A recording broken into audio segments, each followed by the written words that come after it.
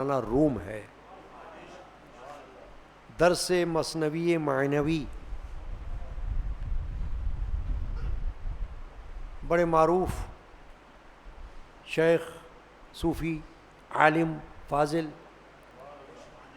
محقق حضرت سلطان عارفین مولانا محمد جلال الدین رومی رحمۃ اللہ تعالی علیہ کی مشہور زمانہ کتاب فارسی زبان کے اشعار ہیں. مثنوی رومی اسے کہا جاتا ہے. اس کا درس ہوتا ہے آج کی شب. شہدائے بدر کی یاد میں محفل، اس میں ان کی فاتحہ اور دیگر اولیاء کرام کی فاتحہ یہ بھی ہوتی ہے، اور اس کے بعد یہ حصہ درس مثنوی معنوی کا ہے. حضرت مولانا محمد جلال الدین رومی رحمۃ اللہ تعالی علیہ کی اس مثنوی معنوی کو بڑے بڑے اکابر صوفیاء کرام رضی اللہ عنہم کی خانقاہوں میں، آستانوں میں، ان کی محافل میں خاص پذیرائی اور خاص مقام حاصل ہے. بڑے بڑے بزرگان دین نے اس کو اپنے مریدین کے لیے بطور درس کے قائم رکھا اور اس کا درس دیتے رہے. چنانچہ ہمارے یہاں بھی خانقاہ قادریہ علمیہ میں کئی سالوں سے یہ سلسلہ جاری ہے. حضرت والد ماجد مولانا صاحبزادہ محمد علم الدین القادری علمی رحمۃ اللہ علیہ کے زمانے سے باقاعدہ ہر مہینے کی ایک رات میں، اس وقت 14ویں رات ہوتی تھی، 13 تاریخ 14ویں رات، اس میں یہ درس ہوتا تھا، اور اب 17 تاریخ کو ہوتا ہے.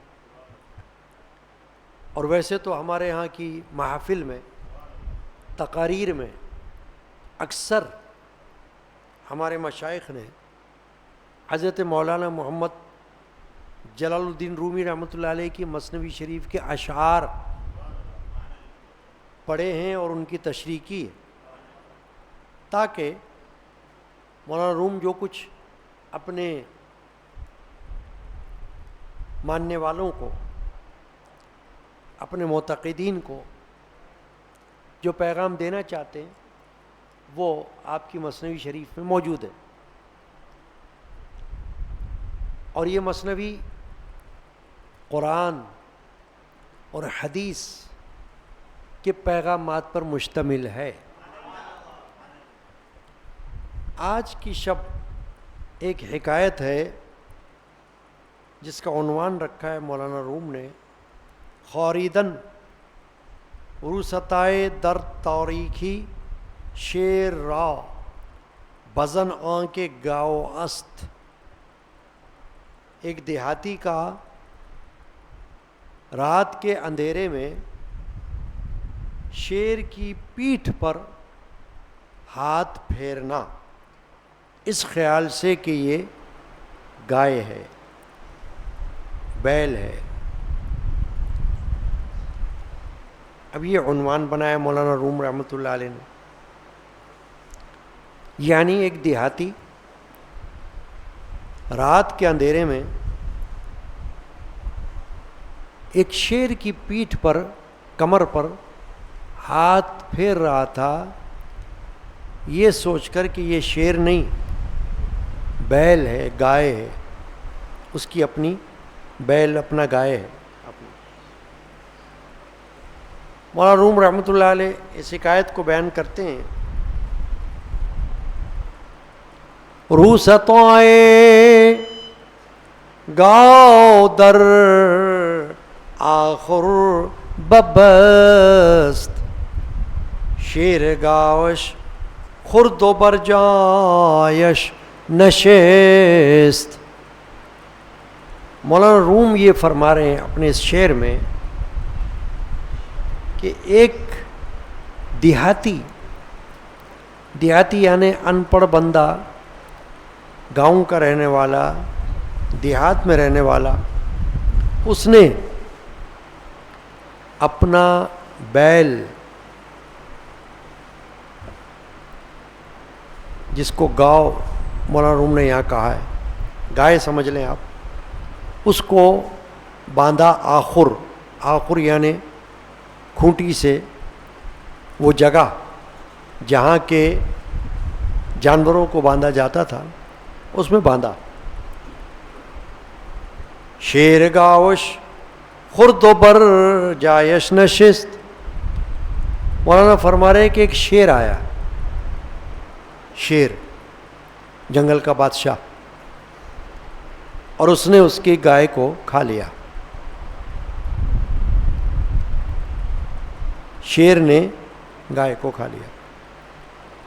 شیر جو ہے وہ جانوروں میں، درندوں میں ایک ایسا درندہ ہے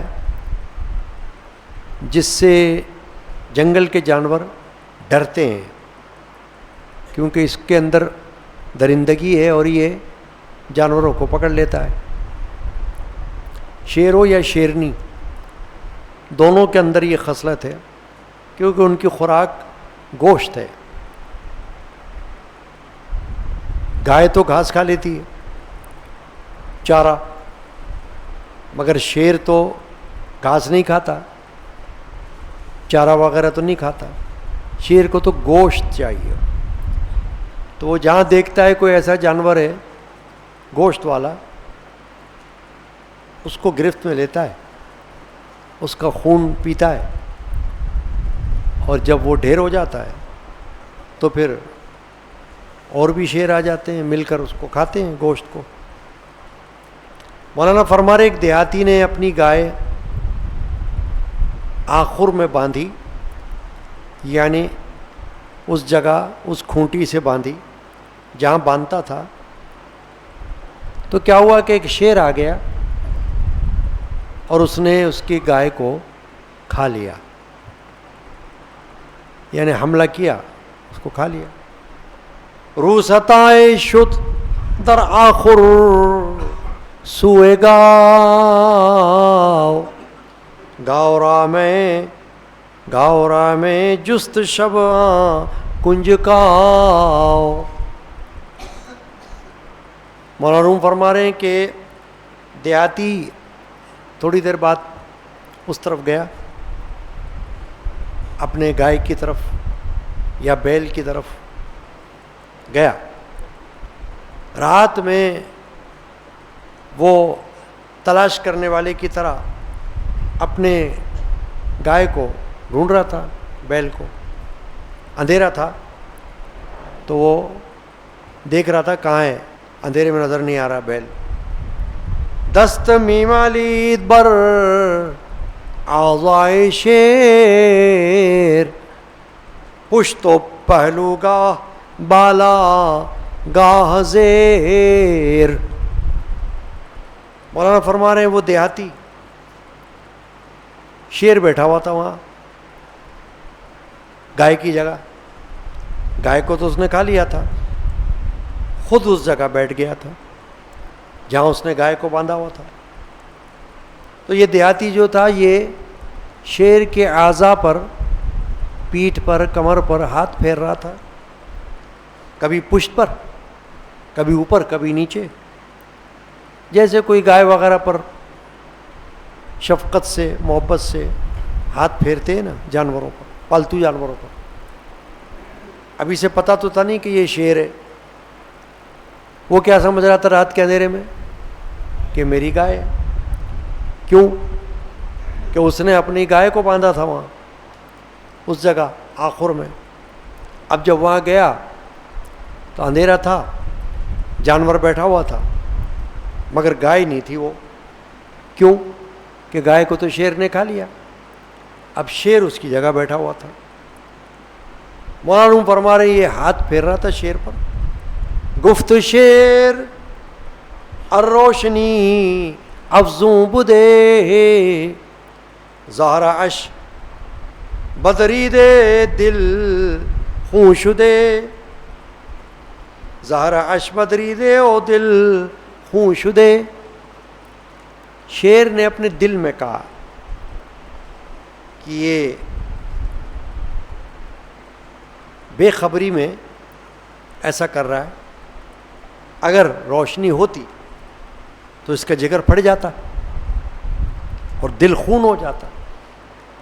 یعنی شیر اپنے دل میں یہ کہہ رہا ہے، حکایت ہے نا، دل میں کہہ رہا ہے کہ یہ جاہل بندہ مجھ کو اپنی گائے سمجھ کر اس پر ہاتھ پھیر رہا ہے، مجھ پر. اسے پتہ نہیں کہ میں تو شیر ہوں، اور یہ بے خبری میں کر رہا ہے، غفلت میں. اگر روشنی ہوتی یہاں پر تو یہ دیکھ لیتا کہ بھئی یہ تو شیر ہے، بھاگ جاتا ہے یہ تو شیر کو دیکھ کر. امام اہل سنت اعلیٰ حضرت اشاہ احمد رضا خان حنفی قادری بریلوی رضی اللہ تعالی عنہ نے اپنے فتاوی رضویہ میں سمجھانے کے لیے ایک بات کہی ہے کہ جنگل میں کوئی گدھا ہو، گدھا، اور اسے دور سے شیر کی آواز آئے داڑنے کی، تو فرماتے ہیں وہ یہ انتظار نہیں کرے گا کہ شیر سامنے آئے تو بھاگے، بس آواز سنتے ہی دم دبا کے بھاگے گا. کیوں کہ آواز سن لی نا اس نے، تو اس کو یہ خیال آ جائے گا کہ بھئی آواز آ گئی تو خود بھی آ جائے گا شیر، بھاگو یہاں سے. تو شیر اپنے دل میں یہ کہہ رہا تھا اس شخص دیہاتی کے بارے میں کہ اسے معلوم نہیں کہ میں شیر ہوں، اس لیے یہ بیچارہ محبت سے میرے جسم پر ہاتھ پھیر رہا ہے. اگر روشنی ہوتی اور یہ مجھے دیکھ لیتا تو یہ پہ ہاتھ تھوڑی پھیرتا بیٹھ کر، بھاگتا ہے یہاں سے کہ شیر مجھے پھاڑ لے گا، کھا لے گا. این چنی گستاخ زاں میخوار دم کو دری شب گاؤں میں پندار دم. مولانا روم یہ کہہ رہے ہیں کہ وہ اس طرح نڈر ہو کر، بہادر بن کر اس لیے میرے بدن پر ہاتھ پھیر رہا ہے. وہ شیر کہتا ہے دل میں کہ اس رات میں مجھے اپنا بیل سمجھ رہا ہے، اپنی گائے سمجھ رہا ہے. تو یہ بیچارہ بے خوف ہو کر میرے جسم پر ہاتھ پھیر رہا ہے، کیونکہ خوف نہیں ہے نا اسے پتہ نہیں کہ میں شیر ہوں. پتہ ہوتا تو یہ ہاتھ تھوڑی پھیرتا ہے، تو بھاگتا جان بچانے کے لیے. مولانا فرما رہے ہیں حق ہمیں گویت کے اے مغرور کور نئے زنامم پارا پارا گشت تور.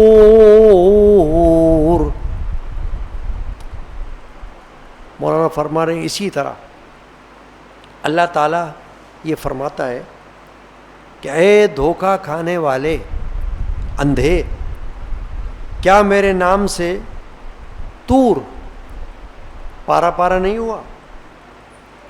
یعنی قرآن میں اللہ یہ فرما رہا ہے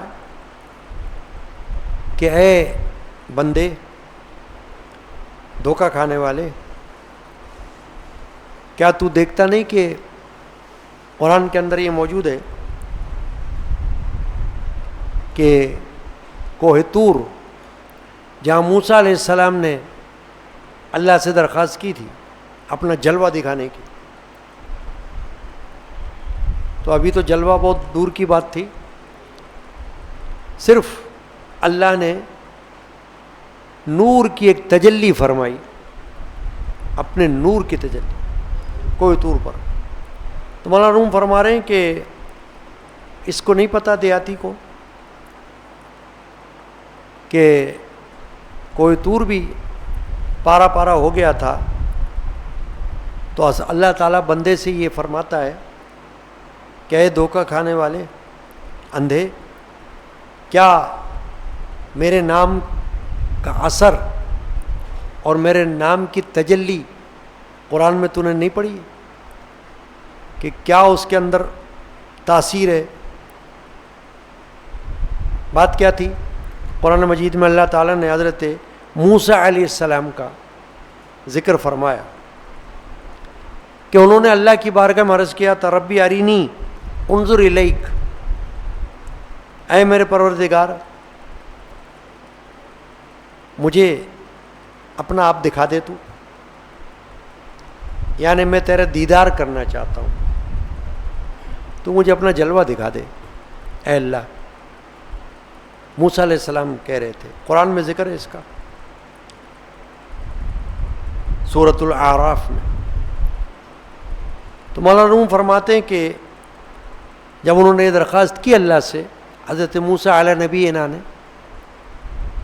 تو اللہ نے کیا فرمایا؟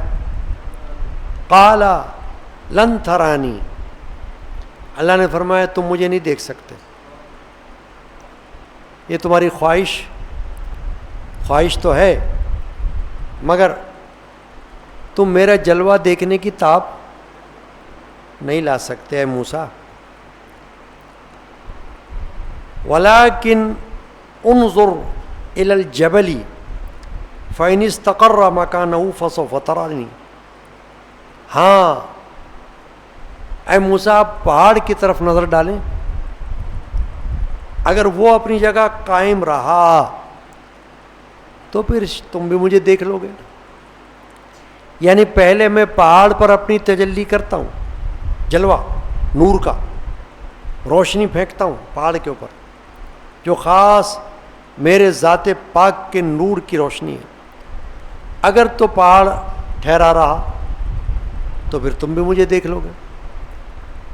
فلما تجلی ربہ للجبل جعلہ دکن وخر موسیٰ صعقا، اللہ فرماتا ہے کہ جب اس کے پروردگار نے کوہ طور پر تجلی کی پہاڑ پر تو اس کو پارا پارا کر دیا، اور وخر موسیٰ صعقا، اور موسیٰ علیہ السلام بے ہوش ہو کر گر پڑے۔ یہ قرآن مجید میں اللہ نے فرمایا، یعنی برداشت نہیں کر سکے۔ ابھی تو اللہ تعالیٰ کا کوئی دیدار نہیں ہوا تھا، صرف اللہ نے ایک لائٹ پھینکی تھی، بس ایک روشنی نور کی اپنے، تو قرآن میں اللہ نے فرمایا کہ اس روشنی کی تاب نہیں لا سکے وہ حضرت موسیٰ علیہ السلام، کیا ہوا؟ بے ہوش ہو کر گر گئے پہاڑ کے اوپر۔ تو حضرت مولانا روم رحمۃ اللہ علیہ اس طرح توجہ دلا رہے ہیں کہ اللہ تعالیٰ نے بندوں کو لیے بھی یہ فرمایا کہ اے بندے تو دھوکہ کھانے والا بندہ ہے، کیا تجھے نہیں پتا کہ جب ایک پیغمبر نے میرے دیدار کی تمنا کی تو دیدار تو وہ کیا کرتے؟ خالی میرے نور کی روشنی کی تاب نہیں لا سکے۔ اللہ نور السماوات والارض، فرمایا اللہ نے، اللہ زمین اور آسمانوں کا نور ہے۔ اب ظاہر ہے کہ اللہ کا نور کوئی معمولی بات تھوڑی ہے، وہ کوئی یہ بلب کی روشنی کی طرح تھوڑی ہے کہ کوئی کہے بھائی یہ تو روشنی تو ہم دیکھتے رہتے ہیں، نہیں، وہ تو ذات الہی کا نور ہے، جیسا خدا ویسے اس کا نور، جیسا وہ اللہ ہے، جیسا وہ رب ہے، ویسے اس کا نور بھی ہے۔ کون تاب لا سکے؟ کون برداشت کر سکے؟ تو پیغمبر کی مثال اللہ نے دے دی کہ وہ گر پڑے۔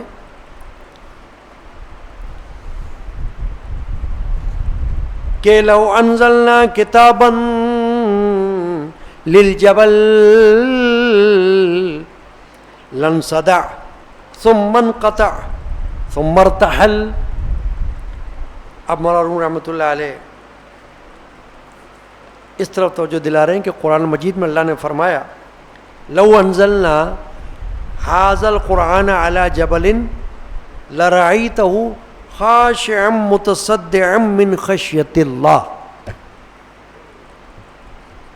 کہ اگر ہم اس قرآن کو ایک پہاڑ پر اتارتے تو تم دیکھتے کہ اللہ تعالیٰ کے خوف سے وہ پہاڑ جھک جاتا اور پھٹ جاتا.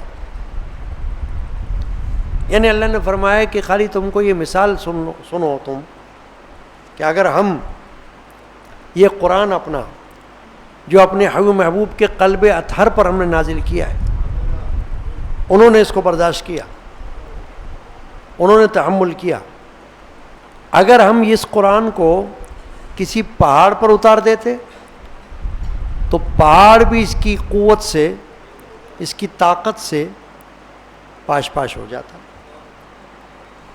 پھٹ جاتا، ٹوٹ جاتا اور اپنی جگہ چھوڑ دیتا.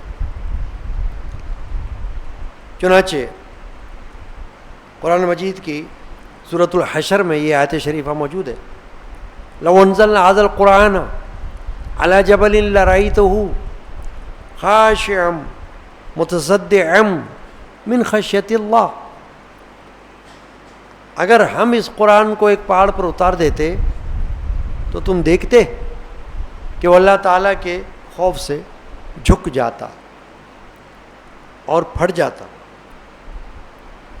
لیکن یہ اللہ کا بڑا کرم ہے اور رسول اکرم مغفر بنی آدم صلی اللہ علیہ وسلم کو بخشی ہوئی وہ طاقت ہے کہ آپ کے قلب مبارک پر اللہ نے قرآن نازل کیا اور آپ نے اسے برداشت فرمایا. قرآن مجید کے بوجھ کو، وزن کو، اس کے علم کے وزن کو، اس کی فضیلت کے وزن کو اللہ کے رسول نے اٹھا لیا.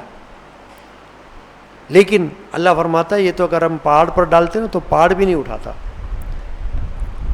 حالانکہ پہاڑ جو ہے وہ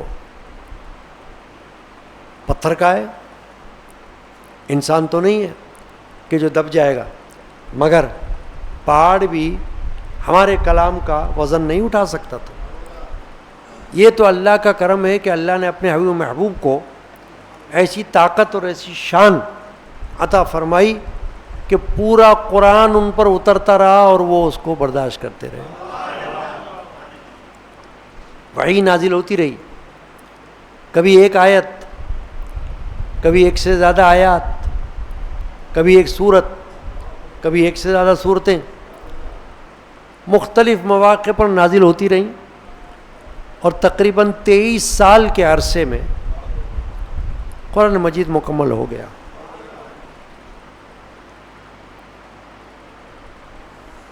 مولانا یہ فرما رہے ہیں کہ پہاڑ پتھر کا بنا ہوتا ہے، جس حد تک وہ قرآن مجید سے متاثر ہو سکتا ہے اس قدر متاثر ہونا غافلوں یا گناہ گاروں، عاصیوں کے ساتھ مخصوص نہیں، بلکہ جو لوگ اللہ کے راستے پر پابندی سے چلنے والے ہیں ان پر بھی ایسا اثر ہو سکتا ہے کہ قرآن مجید کا اثر ان پر نہ ہو. سن تو لیں قرآن کو لیکن کوئی اثرات ان پر نہ ہو، تو ایسا ہو سکتا ہے مولانا. اس لیے کہ قرآن مجید سے فیض جسے اللہ تعالیٰ دے وہی حاصل کر سکتا ہے. چنانچہ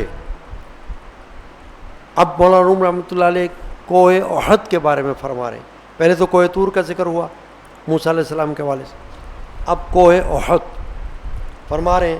از منر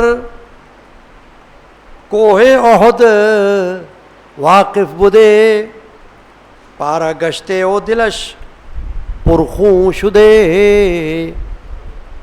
فرما رہے ہیں اگر کوہ احد بھی مجھ سے واقف ہوتا تو پارا پارا ہو جاتا اور اس کا دل خون والا ہو جاتا، پرخون ہو جاتا دل. یہ اس طرف اشارہ ہے کہ کوہ احد پر بھی اگر اللہ تعالیٰ قرآن مجید نازل کرتا تو اتنا مضبوط پہاڑ ہونے کے باوجود وہ بھی پھٹ جاتا.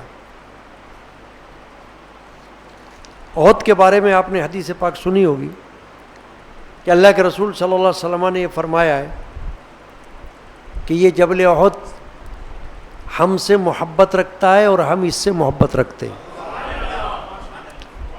اس کو لے کر علماء نے فرمایا کہ اس حدیث میں ایک پتھر کی محبت کا ذکر ہے، اور پتھر کی محبت کو ہر کوئی کیسے پہچان سکتا ہے؟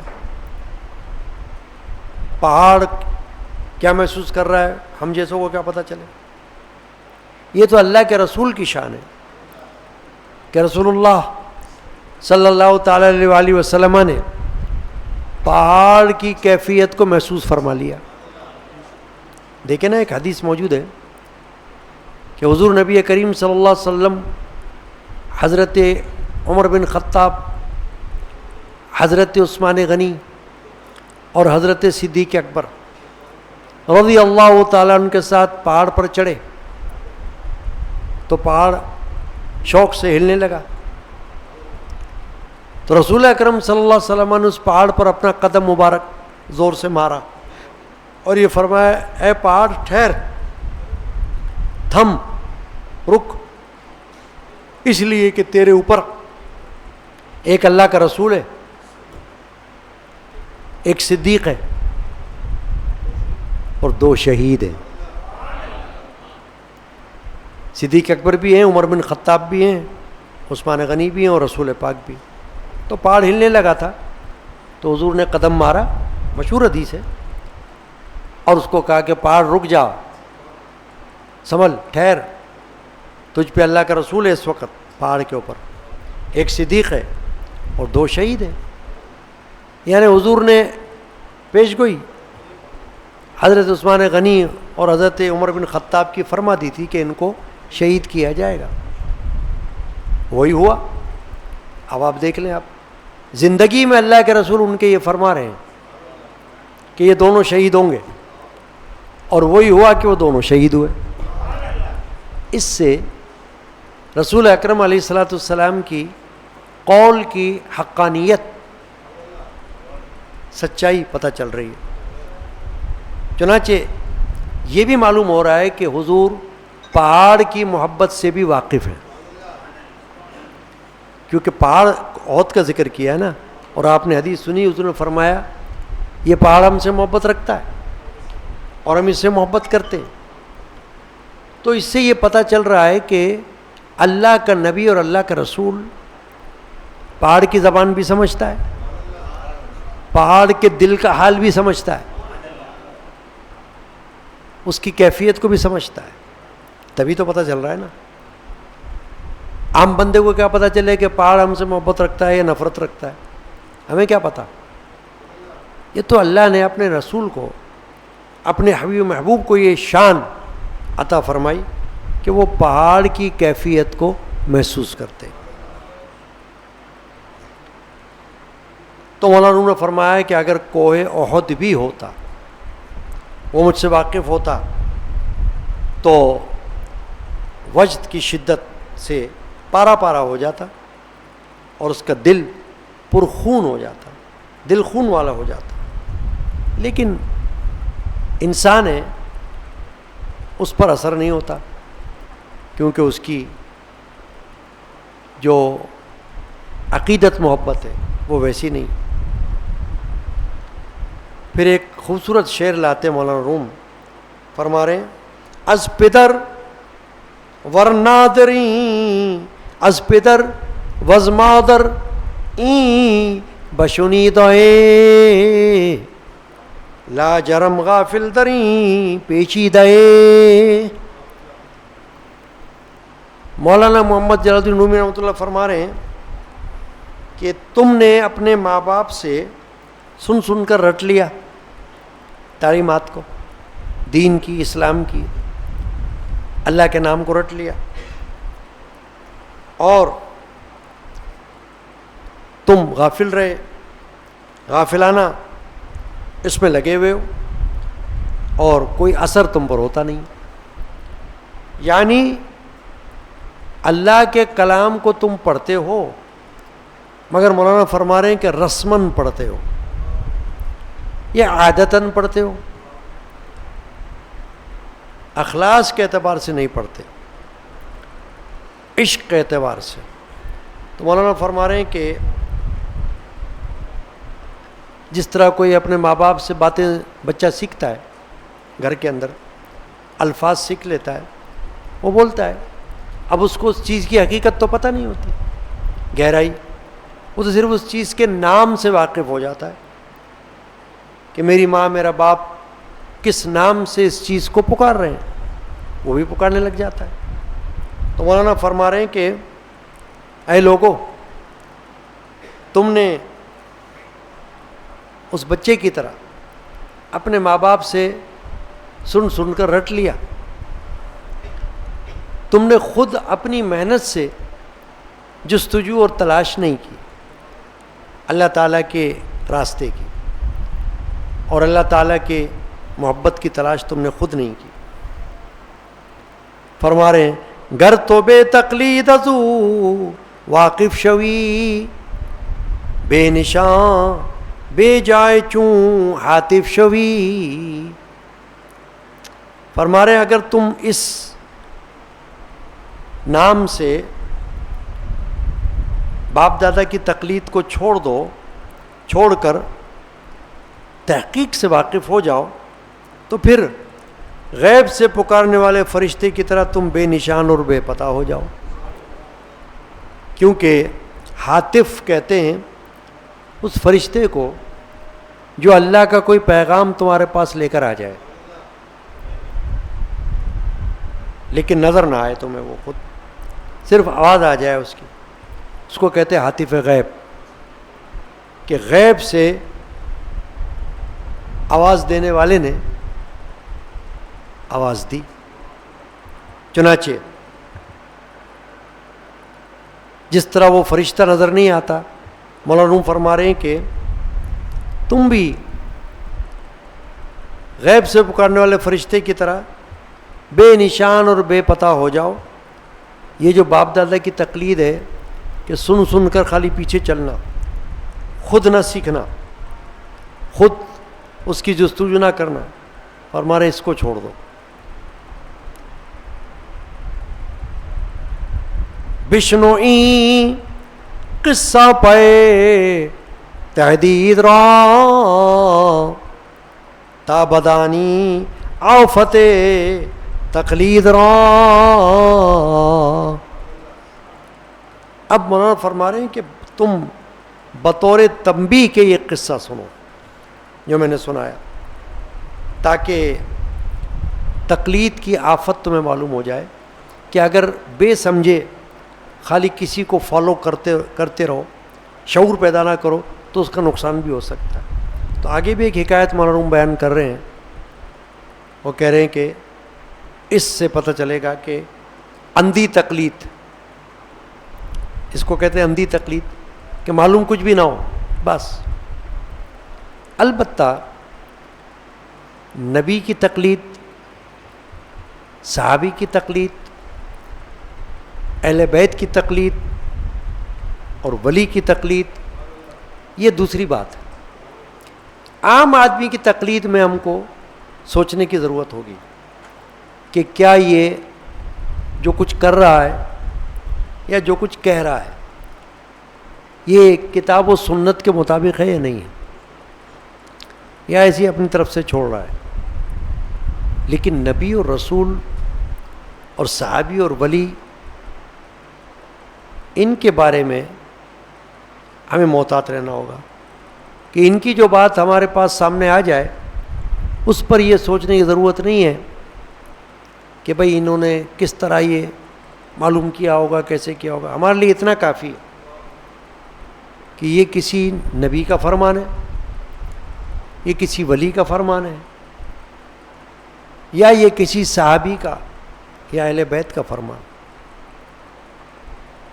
تو تقلید ویسے تو اچھی چیز ہوتی ہے اگر اچھی ہو، جیسے کسی نیک کو دیکھ کر نیکی میں لگ جانا، یہ تو اچھی بات ہے، اللہ بھی یہی چاہتا ہے۔ لیکن برے کو دیکھ کر برائی میں لگ جانا، یہ نقصان والی بات ہے۔ تو مولانا روم نے اس حکایت میں چند باتیں ہمارے لیے کی ہیں۔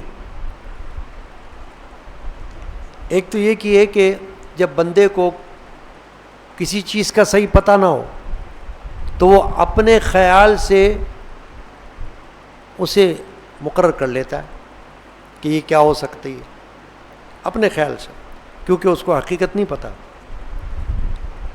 یہ چیز کتنی پائیدار ہوگی، کتنی فائدہ مند ہوگی، اس کی اس کو نہیں پتہ. بس وہ تو یہ دیکھتا ہے کہ میرے باپ دادا نے کر لیا تو بس ٹھیک ہے. اس لیے مولانا نے یہ حکایت بیان کی کہ خدا نہ خواستہ اگر ماں باپ کا کوئی فرمان قرآن اور حدیث سے ٹکرا رہا ہو تو وہاں اللہ کا حکم ہے کہ ان کی بات نہیں ماننا، ان کو نرمی سے معذرت کر لینا، سمجھا دینا، وضاحت کر دینا کہ چونکہ آپ کا فرمان شریعت کے ساتھ متصادم ہے اس لیے میں ماننے سے قاصر ہوں. صحابی اسلام قبول کیا انہوں نے تو ان کی والدہ نے ناراضگی کی ان سے، کھانا پینا چھوڑ دیا اور کہا میں تم سے بات نہیں کروں گی کیونکہ تم نے آبائی دین بت پرستی یہ چھوڑ دیے اور اسلام قبول کر لیا تو میرا تمہارا رشتہ ختم. اب ہوئے تو پریشان ماں کی وجہ سے، مگر سرکار دو عالم صلی اللہ علیہ وسلم کی خدمت اقدس میں حاضر ہوئے اور حضور کے سامنے یہ سوال کر لیا کہ یا رسول اللہ ماں نے مجھے آزمائش میں ڈال دیا. وہ کہہ رہی تم کیوں مسلمان ہوئے، کیوں اپنا دین چھوڑا بت پرستی والا پرانا دین، جاؤ میرا تمہارا کوئی واسطہ نہیں، کھانا بھی نہیں کھا رہی. تو انہوں نے فرمایا اس کو چھوڑ دو اس کے حال پر، یعنی کھانا نہ کھا رہی ہے تو نہ کھائے، لیکن جو دین تم نے اختیار کر لیا تم اسے نہیں چھوڑ سکتے. اس کو تم نے جب یہ کہہ دیا کہ اللہ ہمارا رب ہے پھر قائم رہو. دیکھیے قرآن مجید کی آیت شریفہ ہے ان الذین قالوا ربنا اللہ ثم استقاموا، جن لوگوں نے کہا کہ اللہ ہی ہمارا رب ہے اور پھر وہ اس پہ قائم رہے. تو تعریف کس بات کی ہے؟ صرف کہنے کی نہیں کہ اللہ ہمارا رب ہے، تعریف اس بات کی ہے کہ اس پر قائم رہے. اس کو کہتے ہیں استقامت. مرید بھی استقامت کرے پیر کے سامنے، دین کی بات پر، اسلام کی بات پر، اللہ اور رسول کی بات پر ڈٹے، اور اولاد بھی دین کی بات پر، اسلام کی بات پر ڈٹ جائے. تو اگر ماں باپ خدا نہ خواستہ اسلام کے خلاف بولیں تو ان کی بات نہ مانو، انہیں نرمی سے سمجھا دو بس. تو جب اس صحابی نے اپنی ماں کو نبی پاک صلی اللہ علیہ وسلم کے ارشاد کے مطابق چھوڑ دیا تو پھر وہ ٹھیک ہو گئی اور خود بھی اسلام لے آئی، مسلمان ہو گئی. چنانچہ یہ جو مختصر حکایت میں نے بیان کی اس کا خلاصہ یا نتیجہ کیا نکلا کہ مولانا روم نے یہ بتایا کہ ایک دیہاتی اپنے خیال سے تحقیق کے بغیر شیر کو اپنی گائے سمجھ بیٹھا اور اس پر ہاتھ پھیرنے لگا، کیونکہ جانتا نہیں تھا. اگر جانتا تو ہاتھ پھیرنے کی تو اس کو نوبت ہی نہیں آتی، بھاگ جاتا ہو تو جان چھڑانے، فوراً بھاگتا کہ یہ تو شیر ہے.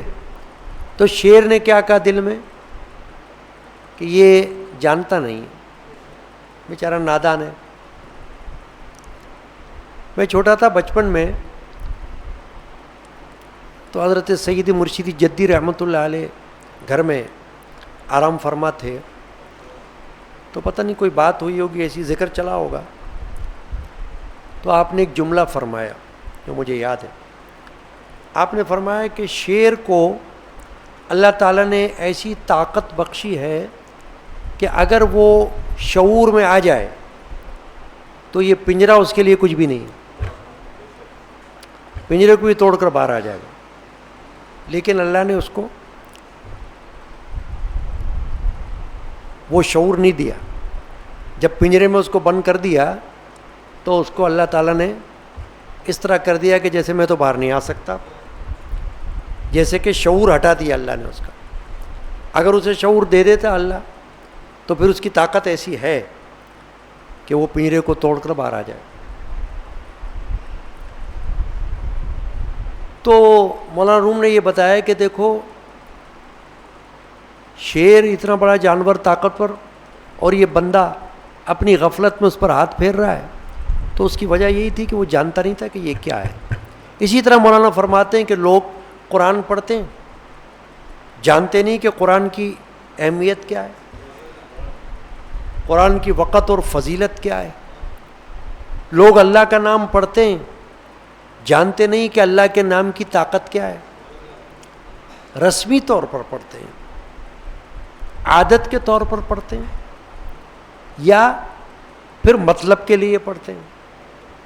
ایک ہے اللہ کا نام اللہ کے عشق و محبت میں لینا، ایک ہے اللہ کا نام اپنی کسی مصیبت میں لینا.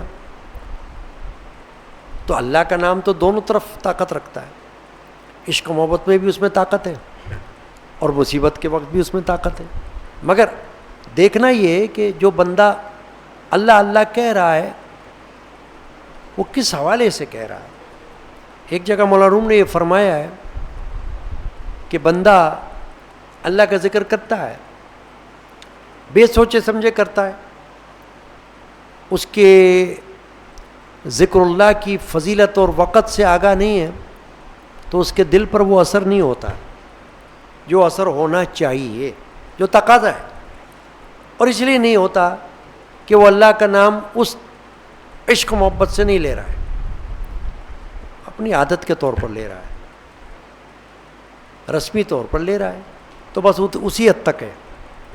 اگر وہ واقعی پورے کامل اخلاص کے ساتھ اللہ تبارک و تعالیٰ کی یاد کرے اور اس سے پکارے، تو مولانا روم فرماتے ہیں کہ پھر اللہ تعالیٰ کا نام ایسا ہے کہ وہ تو اس کے نور کی تجلی پہاڑ پر پڑی تو پہاڑ ریزہ ریزہ ہو جائے یوں. تو اس حکایت سے یہ انہوں نے بتایا مولانا روم نے کہ سوچ سمجھ کر اللہ کی نام یاد کرو، اللہ کے نام کو پکارو، اور اندھی تقلید نہ کرو، ہوش و آواز کے ساتھ کرو، تاکہ جو تقلید تم کر رہے ہو، پیروی، وہ تمہیں نقصان نہ پہنچائے، فائدہ دے. اب دیکھیں نا، وہ شیر کی پیٹھ پر ہاتھ پھیر رہا تھا، اگر شیر چپ نہ بیٹھتا تو اس کو تو دبوچ سکتا تھا نا. یہ خیال آتا ہے نا ذہن میں کہ شیر جو درندہ ہے، اگر آپ اس کو گھر میں بھی پالو پھر بھی کسی وقت وہ آپ پر حملہ کر سکتا ہے، کیونکہ وہ درندہ ہے، پالتو جانور نہیں ہے. تو اس حکایت سے جو نتیجہ مولانا روم نے ہم کو بتایا وہ یہی بتایا کہ اللہ تعالیٰ کی یاد،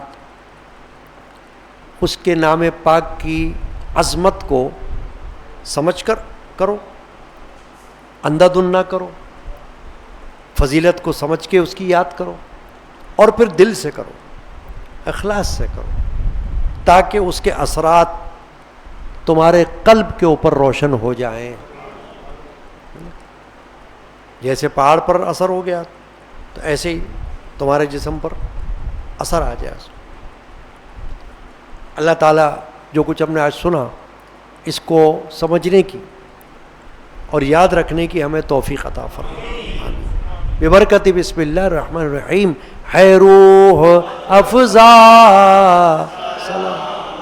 رومی، ہے روح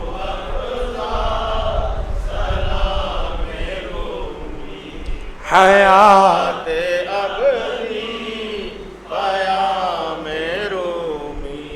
حیات ابدی رحمت اللہ تعالی علیہ. اللہ تعالیٰ آج کی حاضری قبول فرمائے.